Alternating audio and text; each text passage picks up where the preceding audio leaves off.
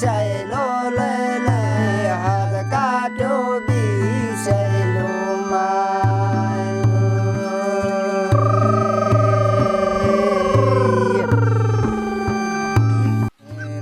बारै सैलो बारै जता नेपालले भन्नु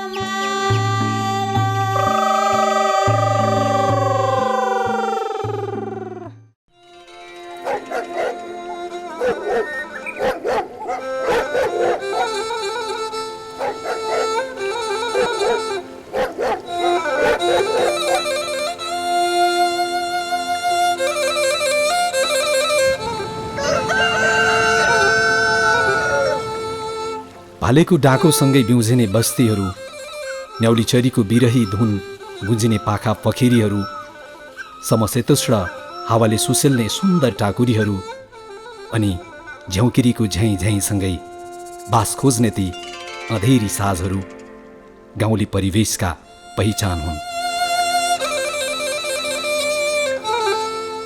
यिनै प्राकृतिक सौन्दर्यले भरिपूर्ण रमणीय वातावरण गाउँले जीवनका सुन्दर गहनाहरू हुन्। उत्पादनको उर्वर देखिने यो भूमि रोल्पाको जिनावाङ हो।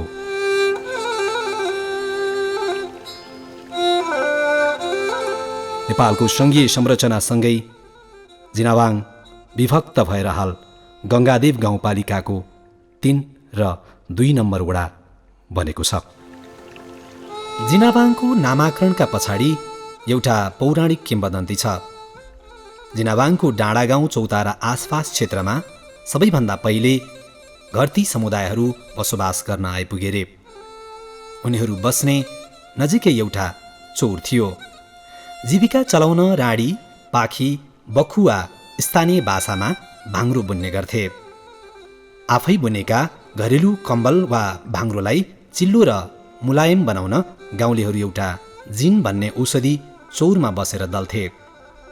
उक्त चौर जिन दल्ने चौरको रूपमा परिचित हुँदै गयो। मगर वा खाम भाषामा चौरलाई बाङ भनिन्छ। जिन दल्ने बाङको अपभ्रंश भएर त्यसको छोटो नाम जिनावाङ रहन गयो। यसरी बदलिदो समयसँगै पञ्चायतमा जिनावाङ मौजा हुँदै बहुदलीय व्यवस्थामा जिनावाङ गाविसको रूपमा भौगोलिक संरचनाको नामाकरण गरिएको थियो। गङ्गादेव गाउँपालिकाको 3 नम्बर वडा पश्चिम रोल्पाको सिमानामा अवस्थित छ। यो वडाको पूर्व उत्तरमा गङ्गादेवको 2 नम्बर वडा, उत्तर पश्चिममा 5 नम्बर वडा, पश्चिम दक्षिणमा सल्यान जिल्लाको सिमाना पर्छ भने दक्षिण पूर्वमा 1 नम्बर वडा रहेको छ। नेपालको नयाँ संविधानले व्यवस्था गरे अनुसार जिनावाङ गाविसका साबिक वडाहरू 3, 4, 5, 6 र 9लाई समेटेर स्थानीय तहको पुनर्संरचना तथा सङ्घीय संरचना अन्तर्गत 3 नम्बर वडा नक्साङ्कन भएको छ। यस वडामा पर्ने टोलहरू ढेडपिटे, घोप्टे ओडार, कालाभिर, डाँडाखुटी, गुन्टाकुरी, लोरीविनी, कुयापानी पर्दछन्। त्यस्तै चामी, बडाढुङ्गा, मनिमारे, ढुङ्गेपानी, झ्याम, झारमङ्ग्रा, कुकुरगारे, मङ्ग्रा, रातामाटा, जङ्गेले, जलेखर्क, नाउली, नाउला, भालुमारे, घरेली डाँडा र गोठी खोलाहरू पर्दछन्। यो वडाको क्षेत्रफल 29.73 वर्ग किलोमिटरमा फैलिएको छ भने वडापालिकाको केन्द्र झाँक्री सल्ला रहेको छ। पश्चिमबाट पूर्वतिर बग्ने कोप्ची खोला 3 नम्बर वडाको बीच भागबाट बग्दै माडी खोलाको सारथी बनेको छ। कोप्ची खोलामा मिसिएका अन्य खोलाहरू खोलाखुटी, मङ्ग्रामूल, हलले, भित्री खोला, ठुलासिम लगायत हुन् भने दक्षिण भागमा पूर्व भएर गोठी खोला बगेको छ। सिँचाइको प्रचुर सम्भावना बोकेका यी खोलाहरूमा पानी घट्ट चल्ने गर्दछन्। एचोडाको दक्षिण पश्चिममा करिब 1480.22 हेक्टर क्षेत्रफलमा हरियाली घना जङ्गल फैलिएको छ, जसको नाम बारजथाग हो। यो जङ्गलले वातावरणीय दृष्टिकोणमा निकै महत्त्व बोकेको छ। बारजथाग पानीको स्रोत तथा जडीबुटी र विभिन्न जङ्गली पशुपक्षीहरूको आरक्षणका लागि पनि अति उपयोगी जङ्गल हो। सामरिक दृष्टिकोणले महत्त्वपूर्ण मानिएको यो जङ्गल माओवादी जनयुद्धमा छापामार परेड स्थलको रूपमा प्रयोग भएको थियो। यहाँ विभिन्न छापामार तालिमका साथै युद्ध सामग्री लुकाएर सुरक्षित गर्ने गुरिल्लाहरूको जङ्गल बनेको थियो। यसका अवशेषहरू अझै पनि भेट्न सकिन्छ। परिवर्तनका लागि विगतको 10 वर्षे जनयुद्धमा यो वडाबाट 7 जना व्यक्तिहरू शहीद भएका थिए भने 5 जना घाइते तथा अपाङ्ग रहेका छन्। पर्यटन प्रवर्धनका लागि यो जङ्गलले निकै राम्रो सम्भावना बोकेको छ। बारजथाग लेक धार्मिक तीर्थस्थल वा जङ्गल सफारी ट्रेकिङको लागि उपयोगी हुन सक्छ। बारजथागको जङ्गलमा विभिन्न प्रजातिका पन्छी वा जनावरहरू पाइन्छन्। राष्ट्रिय पन्छी डाँफे, मयूर, भ्याकुर, चिल र अमूल्य जनावर कस्तुरी, मृग, बाघ, भालु, चितुवा, बँदेल लगायतका जनावर तथा पशुपक्षीहरू पनि पाइन्छन्। तर संरक्षण अभावका कारण लोप हुँदै गइरहेका छन्। जङ्गललाई राष्ट्रिय निकुञ्जको रूपमा संरक्षण गरी विभिन्न जनावर तथा पन्छीहरूको संरक्षण गर्न सके पर्यटनका लागि ठूलो टेवा पुग्ने देखिन्छ। यस जङ्गलमा पाइने अर्को विशेषता भनेको अर्ग्यानिक माहुरी पाइनु हो। माहुरी पालनका लागि यो निकै उपयोगी जङ्गल हो। विभिन्न प्रकारका वनस्पति तथा जडीबुटीहरू यस जङ्गलमा पाइन्छ। जडीबुटीतर्फ यस ओडामा पाँचौले, घोरतापे, पदमचाल, सतुवा, जटामसी, सिल्पु, समायो, कटुको, चिराइतो, सेतु चन्दन, गोब्रेसल्ला, मलाइगेरी, श्रीखण्ड, बोजो, टिमुर आदि पाइन्छन्। बारजथागमा पानीको स्रोत प्रशस्तै पाइने हुँदा खानेपानी तथा उत्पादनका लागि सिँचाइ पर्याप्त हुनुले यस क्षेत्रका समुदायलाई सहज बनाइरहेको छ। यो भेगमा कृषि क्षेत्रको विकास हुनुको कारण बारजथागको पानी मुख्य रहेको छ। यस वडामा फलफुलहरू स्याउ, ओखर, कागती, आरु, खमनी, केरा, काँक्रो र किवीहरू पाइन्छन्। सामरिक महत्त्व बोकेका ऐतिहासिक भूभागहरू चाख्ले पातल शिव गुफा, मनिमारे शहीद पार्क, घामतारा डाँडा, झाँक्री सल्ला, हलले मन्दिर आदि हुन् भने परम्परागत रूपमा लाग्दै आएका स्थानीय मेलाहरू लामाचौर, पातिहाल्ना, मनिमारे, नाउली खेलकुद विकास तथा स्थानीय संस्कृति जगेर्नाका आधार बनेका छन्।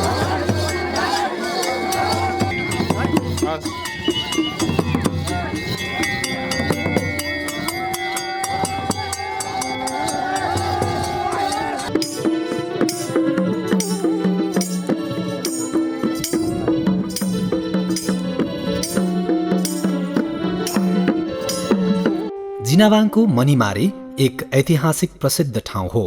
2052 सालदेखि सुरु भएको जनयुद्ध उत्कर्षमा पुगिरहेका बेला 2062 मङ्सिर 14 गते डिभिजन कमान्डर किमबहादुर थापा सुनिलको शहादत भएको स्थल हो मनिमारे चौर।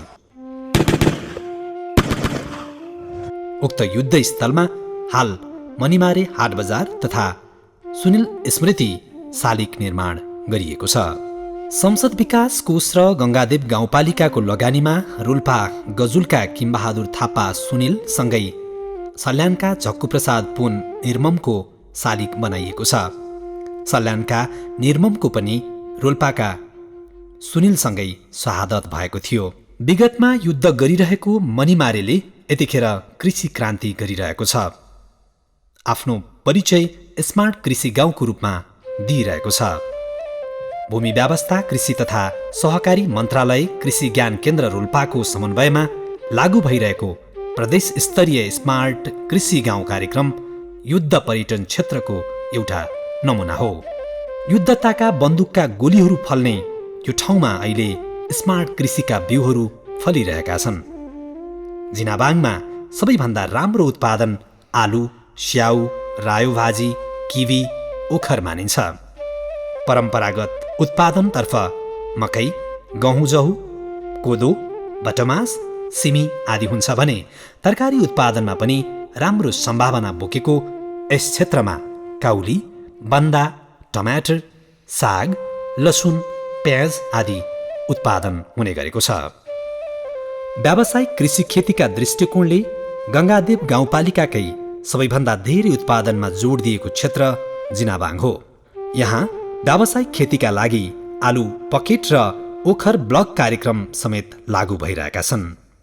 साविकका 4, 5, 6, 7 र 9 वडाहरू स्याउ, आलु र किवी व्यावसायिक खेतीमा जोडिएका छन् भने साविकको 3 नम्बर वडामा ओखर र कागती व्यावसायिक खेती भइरहेको छ। 3 नम्बर वडामा मात्र व्यक्तिगत कृषि फार्म 66 वटा र सामूहिक कृषि फार्म 27 वटा स्थानीय तहमा दर्ता भएर विधिवत ढङ्गबाट सञ्चालन भइरहेका छन्। त्यसैगरी पशुपालनतर्फ यो क्षेत्र बाख्रा र लोकल कुखुरा पालनमा अगाडि देखिन्छ। यहाँ 10 वटा बाख्रा फार्म, एउटा भेडा फार्म र करिब 40 वटा लोकल कुखुरा फार्म रहेका छन्। यहाँका स्थानीयले परम्परागत पशुपालनतर्फ गाई, बाख्रा, भेडा, भैँसी र बङ्गुर पालन गर्दै आएका छन् भने पम्चीतर्फ लोकल कुखुरा, हाँस र परेवा पाल्ने गरेका छन्। त्यस्तै कुकुर, बिरालो र खरायो पनि पालन हुने गरेको छ। यहाँ हरियाली साना किसान कृषि सहकारी र 12 जथा कृषि सहकारी गरी 2 वटा कृषि सहकारी संस्थाहरू पनि रहेका छन्।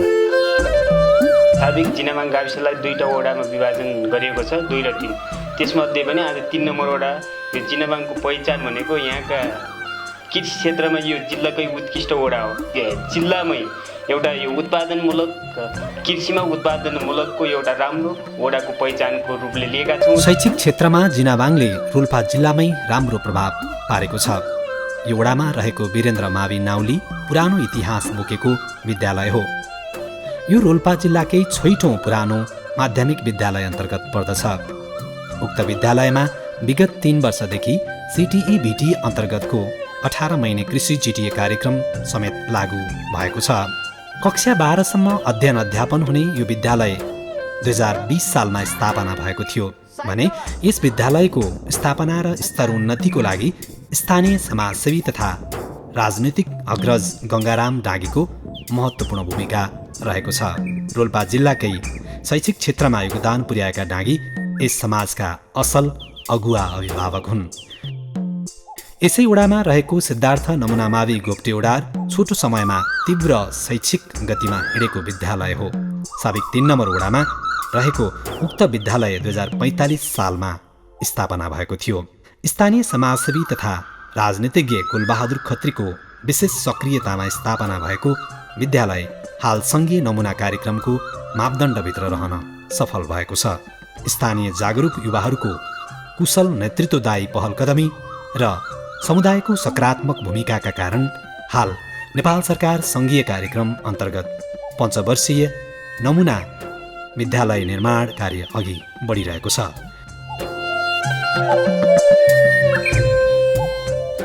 यसै वडाका 2 वटा आधारभूत विद्यालयहरू भगवती आधारभूत विद्यालय कुकुरगारे र गणेश आधारभूत विद्यालय बडाढुङ्गा गुणस्तरीय शैक्षिक सुधार तथा व्यवस्थापनको यात्रामा अघि बढिरहेका छन्। त्यस्तै वडापालिकामा 5 वटा प्राथमिक विद्यालयहरू भाग्यश्वरी प्रावि गुठीखोला, बाल कल्याण प्रावि हिलेचौर, खकेन्द्र जनप्रगतिशील प्रावि झ्याम, लोक कल्याण प्रावि चामी र प्रगतिशील प्रावि घोप्टे ओडार सञ्चालनमा रहेका छन्।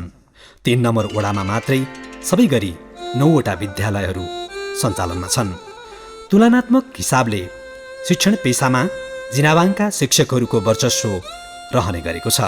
जिनावाङ सिकाइ केन्द्रले सङ्कलन गरेको 2077 सम्मको तथ्याङ्कलाई हेर्दा 3 नम्बर वडामा जम्मा साक्षरता सङ्ख्या 97.72 रहेको छ भने निरक्षर सङ्ख्या 2.28 रहेको छ।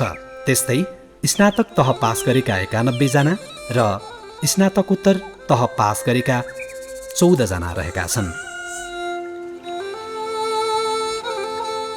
यस भेगमा विभिन्न जात जातिहरूको बसोबास रहेको छ। जातीय बसोबासको हिसाबले 78.1% क्षेत्रीहरू, 18.2% जनजातिहरू र 3.7% दलितहरूको यहाँ बसोबास रहेको छ। यहाँ क्षेत्री समुदाय अन्तर्गत दागी, ओली, खत्री, खड्का, महरा, बस्नेत र चन्द ठकुरीहरूको बसोबास रहेको छ भने जनजाति समुदायहरूमा गुरुङ, घरती मगर, बुढा मगर, पुन मगरहरू बसोबास गर्दै आएका छन्। त्यसैगरी दलितहरू विश्वकर्मा, परियार र महरहरूको बसोबास रहेको छ भने बाहुन जाति अन्तर्गत देवकोटाहरूको बसोबास रहेको छ। जिनावाङ सिकाइ केन्द्रले सङ्कलन गरेको 2077 को तथ्याङ्क अनुसार 740 घरधुरी रहेको यस ओडामा 3,964 जनसङ्ख्या रहेको छ, जसमध्ये पुरुष 50.28% र महिला 49.72% रहेका छन्। राजनीतिक जनशक्ति उत्पादनमा पनि जिनावाङ अगाडि देखिन्छ। राजनीतिक अग्रजहरू नेपाली काङ्ग्रेसका पुराना नेता गङ्गाराम डाँगी, जनयुद्धका नेता चुडामणी ओली आदर्श, प्रेमबहादुर ओली उन्नत, लालबहादुर ओली विश्व, क्षेत्रबहादुर चन्द किरण, अमृत ओली अमर र पूर्व लडाकु तिलकराम ओली टाइगर पुराना कम्युनिस्ट नेताहरू रहेका छन्। त्यस्तै नेपाली काङ्ग्रेसका स्वर्गीय कुलबहादुर खत्री र लामो समय कर्मचारीमा कार्यरत भई हाल नेपाली काङ्ग्रेस गङ्गादेवका सभापति नेता दिपेन्द्र बहादुर डाङ्गीको पनि यो जन्मस्थल हो। विभिन्न जातीय समुदायहरूको बसोबास रहेको यो ओडामा बहुसङ्ख्यक हिन्दू धर्म मान्ने समुदायहरू छन् भने अल्पसङ्ख्यकमा क्रिस्चियन समुदायहरू पनि रहेका छन्। यहाँका मानिसहरू आआफ्नै धार्मिक मान्यता अनुसार चाडपर्व तथा मेलाहरू मनाउने गर्छन्। यहाँ बस्ने समुदायहरूले परम्परागत जातीय रीतिरिवाज तथा संस्कृति मान्दै आएका छन्। जनजाति समुदायले पैसरे नाच आफ्नो पहिचानको रूपमा जगेर्ना गरिरहेकै छन्। त्यस्तै घोप्टे ओडार, ढेडपिटे, कालाभिर, डाँडाकुटी टोलहरूको संयुक्त लहरे समूह जनजागरण संस्कृति लहरे समूहले आफ्नो संस्कृति जगेर्ना गरिरहेका छन्। त्यसैगरी क्षेत्री समुदायमा पनि सोरठी र पैसरे नाचहरू चल्तीमा रहेका छन्।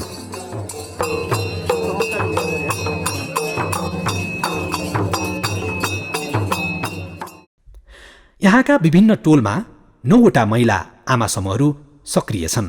आमा समूहहरूमा जनजागरण मगर महिला आमा समूह घोप्टे ओडार, ढेडपिटे, कालाभिर, नवजीवन महिला आमा समूह डाँडाकुटी, महिला उद्यमी कृषि आमा समूह लोरिविनी, सयपत्री महिला आमा समूह बडाढुङ्गा, व्यावहारिक परिवर्तनशील स्वास्थ्य महिला आमा समूह कुकुरगारे, मातृ शिशु जीवन सुरक्षा महिला आमा समूह झ्याम, प्रगतिशील महिला आमा समूह नाउली, जीवन सुरक्षा महिला आमा समूह जङ्गले, समाज सुधार प्रगतिशील महिला आमा समूह घरेलु डाँडा गोठीखोला रहेका छन्।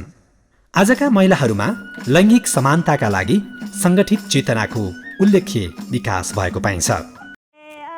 सबैले छोरी शिक्षित बनाइदेऊ हे आमा, सबैले छोरी शिक्षित बनाइदेऊ, शिक्षेको समाजमा रोग हटाइदेऊ, शिक्षेको समाजमा रोग हटाइदेऊ।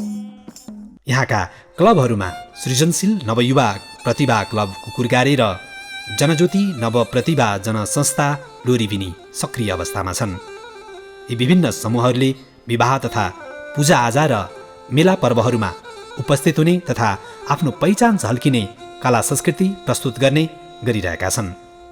यहाँका समुदायहरूमा आपसी सहकार्य तथा सहयोग सद्भावना निकै राम्रो पाइन्छ। विवाह हुँदा या मर्दा पर्दा सहयोगको सामूहिक भावना अझै पनि जीवित छ।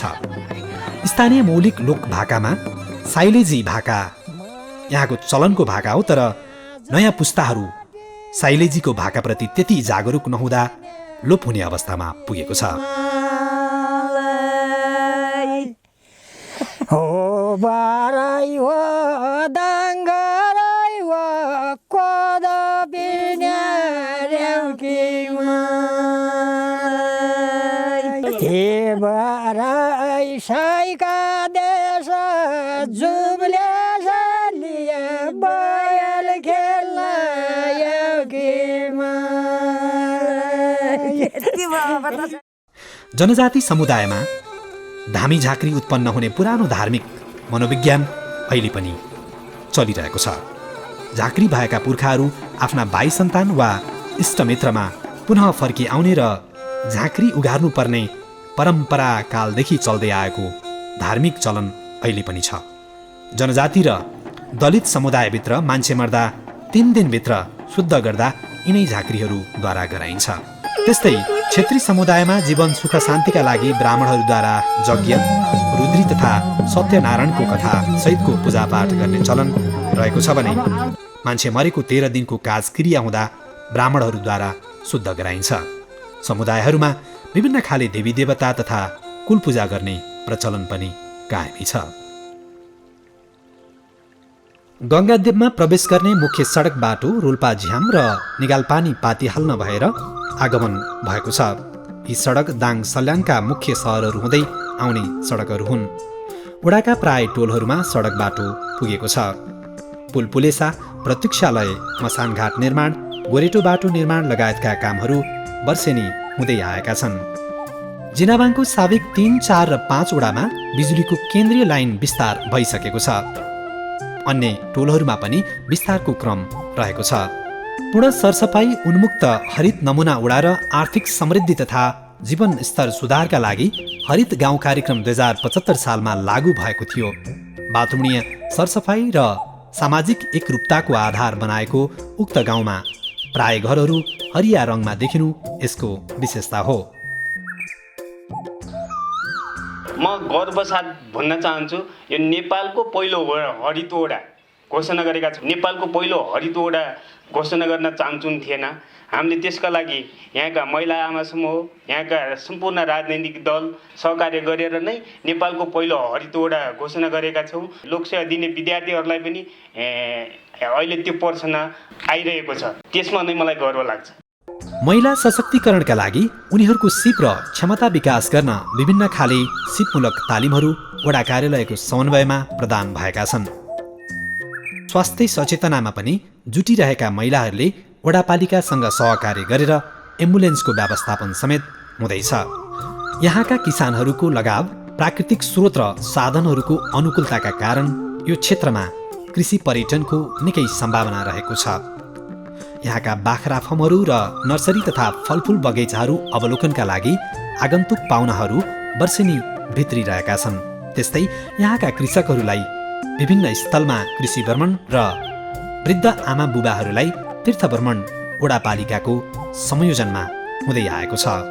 मनिमारे हाटबजार तथा सुनिल स्मृति शालिग पार्क पर्यटकहरूका लागि एक सुन्दर गन्तव्य स्थान बन्दैछ।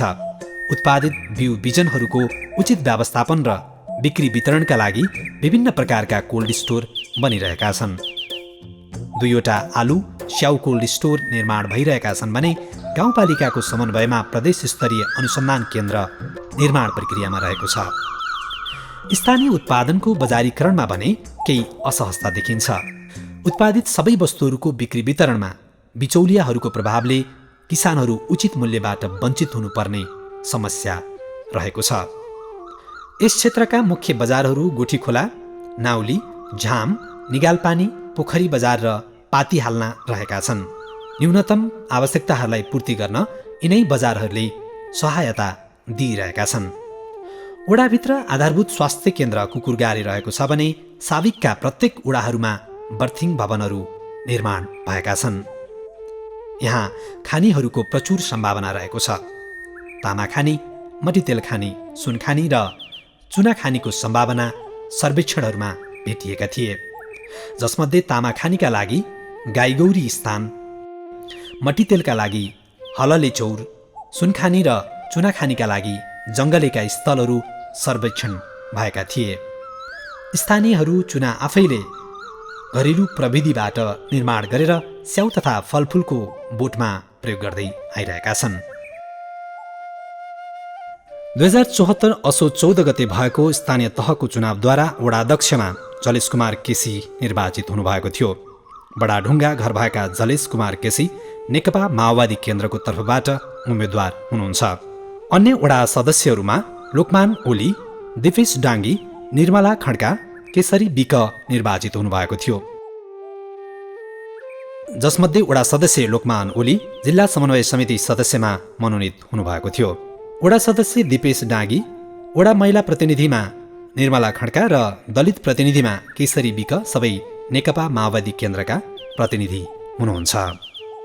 हाम्रो गङ्गादेव गाउँपालिका 3 नम्बर वडा एउटा यो सल्यानी सीमासँग सटेको वडा भएकोले यहाँ पूर्ववर्त नै हाम्रा कतिपय विकास योजनाहरू बाटाघाटाहरू यहाँ प्रशस्त मात्रामा नभए तापनि त्यहाँ अरू वडाको तुलनामा यो वडा धेरै अगाडि थियो र हाम्रो यो स्थानीय सरकार आएदेखि हामीले यहाँका बाटाहरूलाई ग्राभेल गरेका छौँ र प्रत्येक वडामा अहिले त हाम्रो 1-2टा टोल मात्रै होला मोटर बाटो नपुगेको, प्रत्येक टोलमा नै हामीले मोटर बाटो पुर्याएका छौँ। आउँदा दिनहरूमा त्यसलाई आज व्यापक गरेर प्रत्येक बस्ती बस्तीमा हामीले त्यो पुर्याउने योजना राखेका छौँ। हाम्रा आगामी योजनाहरू जस्तै हाम्रो हिल्याचौरमा कृषि अनुसन्धान केन्द्र विस्तारको लागि हामीले नेपाल सरकारलाई बिन्ती चढाएका छौँ र त्यो निर्माणाधीन प्रक्रियामा अगाडि बढिरहेको छ।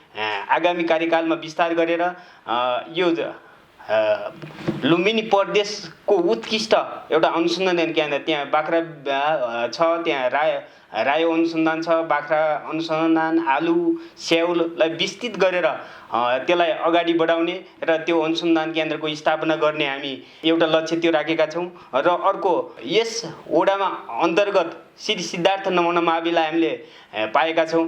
त्यसको पनि आगामी दिनहरूमा अलिकति यो गाउँपालिकाकै नभएर यो रोल्पा जिल्ला यो प्रदेशकै उत्कृष्ट नमुना मावि बनाएर यहाँका सर्वसाधारण र अति विभिन्न वर्गहरूलाई विद्यार्थी भाइ बहिनीहरूलाई त्यहाँ लैजाने र नेपालकै नमुना साँच्चीकै नमुना मावि बनाउने लक्ष्य राखेका छौँ। अर्को हाम्रो यस वडामा रहेको सामुदायिक स्वास्थ्य इकाइ केन्द्रलाई विस्तार गरेर हामी त्यसलाई 500 देखि 700 को हस्पिटल बनाउने लक्ष्य राखेका छौँ र हाम्रो अधिकांश यो वडामा बत्ती यो विद्युत लाइन विस्तार भइसकेको छ र कतै कतै बिचमा 1-2टा साबिकको 1-2वटा वडाहरूमा बत्ती बलेको छैन। त्यहाँ पनि तत्कालै हामीले अहिले 40-41 लाखको योजना परिसकेको छ। सकभर हामी यही हाम्रो कार्यकालभित्रै सम्पूर्ण यो 3 नम्बर वडाहरूमा बत्ती बाल्ने लक्ष्य राखेका छौँ।